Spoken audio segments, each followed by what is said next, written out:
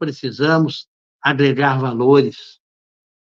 Nós adquirimos ao longo de milênios e milênios e milênios a experiência.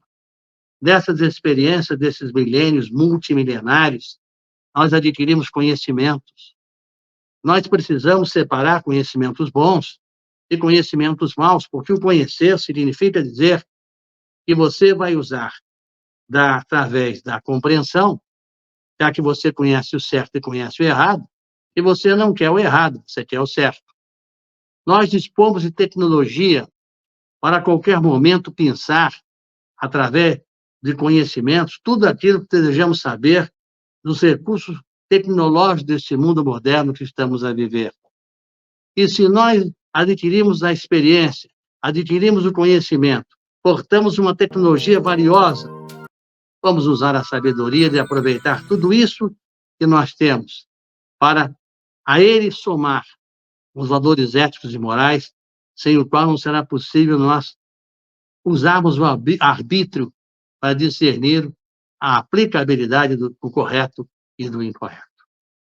Por isso também, nesses momentos difíceis de embates tenebrosos com as trevas, onde enfrentamos uma pressão terrível do mal, nos convites da verdade pela sensualidade, pelo despreparo, pela alteração de conceitos de todas as ordens, que invertem valores de todas as maneiras possíveis, nós precisamos não nos esquecer de que nós temos um referencial que é fundamental para encontrar a força. Nós precisamos do auxílio de Jesus e dos seus benfeitores. Nós precisamos vencer as sombras íntimas, essa herança funesta das primeiras faixas de nossa evolução, de onde viemos, do mundo primitivo, da dificuldade de separar o certo do errado, do hábito de realizar aquilo que desejávamos de qualquer jeito, como se fosse nós sempre o centro do universo. Nós precisamos modificar os conceitos para que esses conceitos nos reestruturem ao caminho do equilíbrio, ao caminho da harmonização. Nós não podemos desistir jamais de viver e precisamos avançar com otimismo e com muita esperança, porque a existência é uma arte sublime. E a existência, nessa arte sublime, que nos ensina a viver. Quem ainda tropeça, e quem de nós não tropeça, é sinal que ainda estamos de pé. Porque os que já estão caídos, eles não tropeçam mais, eles já estão quedados no solo. Então, se nós estamos de pé, mesmo que tropeçando, é a oportunidade, é o momento decisivo neste processo evolutivo do final dos tempos, que não é fantasioso, que não é de ilusão, é real. Vivemos momentos decisivos de grandes acontecimentos, de grandes transformações, narrada por espíritos superiores desde o tempo dos velhos profetas.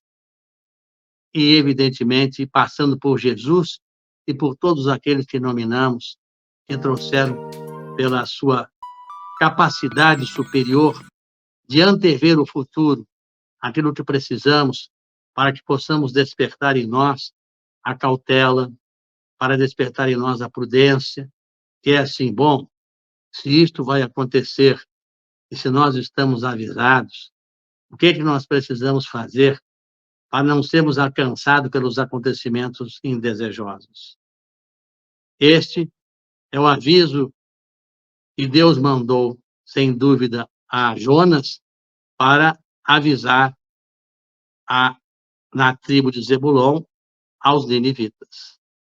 Nós estamos sendo avisados por espíritos superiores, de todas as maneiras possíveis, sobre os tempos em que estamos vivendo e sobre a necessidade de todas essas informações em transformarem nesse processo evolutivo final num fator importantíssimo de inteligência e de raciocínio lógico, que é o quê?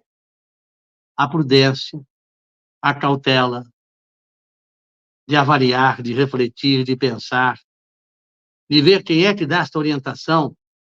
É alguém enlouquecido?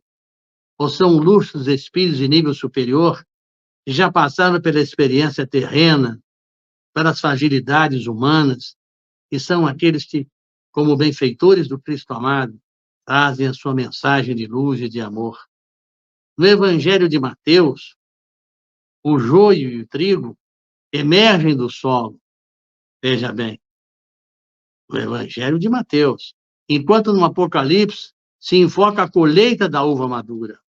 Os símbolos todos se conectam, formando uma belíssima mensagem espiritual que diz: o joio e o trigo seriam separados no final dos tempos.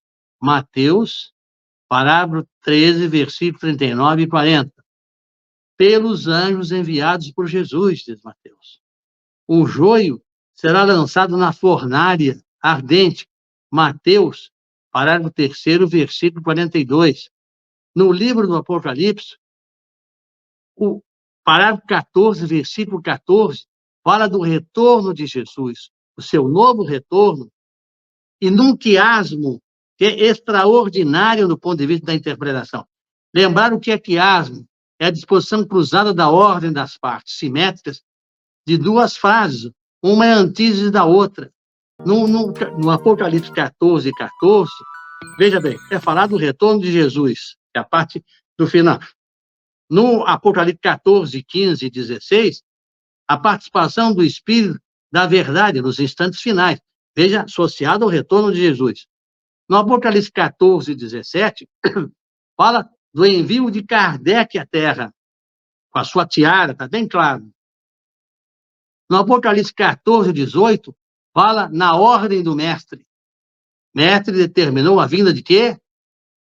No capítulo, no Apocalipse 14, 19, a ação de Kardec, que é no Apocalipse 14, 20, o consolador prometido pelo mestre. Então, a ordem do mestre, autorizando o envio de Kardec, a ação de Kardec prevista no Apocalipse, para que, naturalmente, nós possamos ter, no Apocalipse 15, parágrafo 15, versículo 1 e 4, a consumação do julgamento, que é o extraordinário momento da separação do joio e do trigo, para que então venha Jesus e com ele a participação do Espírito da Verdade, que vem esclarecer tudo aquilo que vai estar ao final dos acontecimentos, para que nós adentremos num mundo novo, num mundo regenerado. Então, enquanto